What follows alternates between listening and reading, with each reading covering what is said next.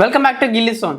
இன்னைக்கு நம்ம சேனல் என்ன பார்க்க போறோம்னாக்கா, ஐபிஎல் போட்டியிலிருந்து விலகுவதாக முன்னாள் பிளேயர் இருக்கக்கூடிய சித்தார்த் கவுல் அறிவிச்சிருக்காரு. ஆக்சுவலாக ஒரு எஸ்ஆர்எஸ் டீமுக்காக ப்ளே பண்ணியிருக்கிறாரு. 54 மேட்சஸ் விளையாண்டு 58 விக்கெட்டுகள் எடுத்திருக்கிறாரு.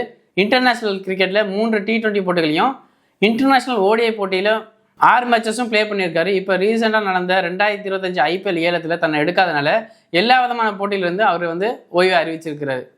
இந்தியன் டெஸ்ட் கிரிக்கெட் டீம் பார்த்தீங்கன்னா இது வரைக்கும் பகலிரவு ஆட்டமாக 4 டெஸ்ட் போட்டிகளை ப்ளே பண்ணியிருக்காங்க.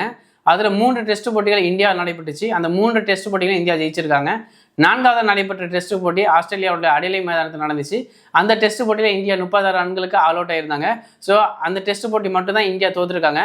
மீண்டும் அடிலைட்டில் போட்டி நடக்கும் போது இந்த பகலிரவு ஆட்டத்தில் இந்தியா ஜெயிப்பாங்களா தோப்பாங்களா? உங்களோட கருத்துக்களை சொல்லுங்கள்.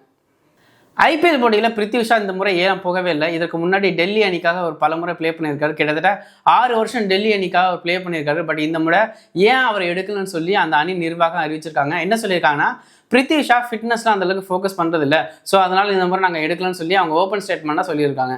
லாஸ்ட்டான அந்த டெஸ்ட் போட்டியில் விராட் கோலி சாதனை அடித்தாங்க. இதனால் என்ன சொல்லியிருக்காங்கன்னா, முன்னாள் பிளேயராக இருக்கக்கூடிய ஆஸ்திரேலியாவை சேர்ந்த மைக்கேல் கிளார்க் மற்றும் ஆலன் பார்டர் என்ன சொல்லியிருக்காங்கன்னா, ஆஸ்திரேலியா கண்டிப்பாக விராட் கோலி விக்கெட்டை எடுத்துருக்கணும். அவரை நீங்கள் செஞ்சுரி அடிக்க விட்டது கண்டிப்பாக இனிவரும் போட்டிகளில் அவருக்கு நல்ல ஒரு கான்ஃபிடென்ட்டை கொடுத்துரும். நியூசிலாந்துக்கு எதிராக அவர் சீக்கிரமாக தன்னுடைய விக்கெட்டை இழந்திருந்தார். பட் இந்த செஞ்சுரிக்கு அவர் நல்ல கான்ஃபிடென்ட் கொடுத்துருக்கும். அதனால் கண்டிப்பாக இனி வருகிற இந்த போட்டியில் கண்டிப்பாக அவருடைய பேட்டிங் பயங்கரமாக இருக்கும். அது நிச்சயம் ஆஸ்திரேலியா அணிவுக்கு பாதிப்பை ஏற்படுத்தும்னு சொல்லியிருக்காங்க. 1995ஆம் ஆண்டு முரளிதரன் ஆஸ்திரேலியா போகும்போது அவருடைய பவுலிங் சரியில்லைன்னு சொல்லி ஆஸ்திரேலியா கம்ப்ளைண்ட் பண்ணாங்க. பவுலிங் போடும்போது எல்லா பாலையும் அம்பையர் நோ பால் கொடுத்தாங்க. இது பெரிய சர்ச்சையானது. பின்னாடி அவர் ஐசிசிக்கு போய் தன்னுடைய பவுலிங் ஆக்ஷனை ரூல்ஸ் அண்ட் ரெகுலேஷன்லாம் ஃபாலோ பண்ணி நான் நல்ல முறையெல்லாம் பவுலிங் போடுறேன்னு சொல்லி அவர் ப்ரூவ் பண்ணார். ஸோ அதே மாதிரி இந்த முறை பார்த்தீங்கன்னா ஜஸ்டின் பும்ராவை குறித்து ஆஸ்திரேலியா கம்ப்ளைண்ட் பண்ணியிருக்காங்க. அதாவது அவருடைய பவுலிங் ஆக்ஷன் இல்லீகலாக இருக்குன்னு சொல்லியிருக்காங்க.